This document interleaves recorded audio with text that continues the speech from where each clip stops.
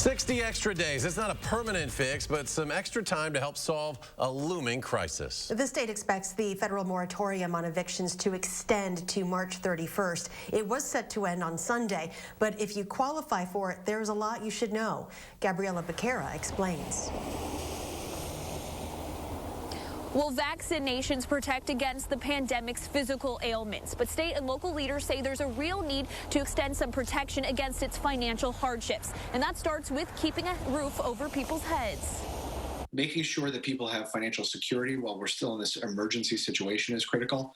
But it's also important for fighting the pandemic. A critical protection, keeping people in their homes, that Josh Call recognizes we need to maintain. But it's also one the state recognizes many people don't fully understand. What folks need to know about this particular relief is that it is not automatic. The state's Consumer Protection Agency says federal deals and signs from the CDC indicate the eviction moratorium will extend through March. Tenants at risk of being evicted need to go online and sign this declaration. It's not terribly complicated, but it's specific and there's specific requirements. It's under the penalty of perjury, and a copy needs to go to the landlord. Signing this piece of paper doesn't mean a tenant can stop paying rent. It just means they can't be kicked out for it yet.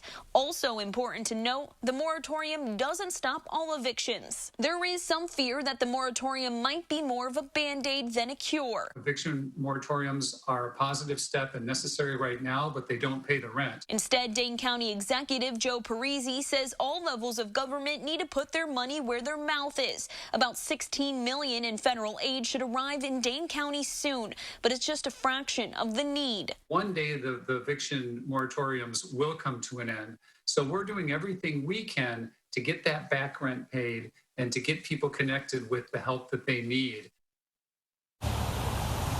There are many rent assistance resources right here in Dane County, including the Tenant Resource Center right behind me. But we'll have a full list of those resources on channel3000.com. Thank you, Gabby.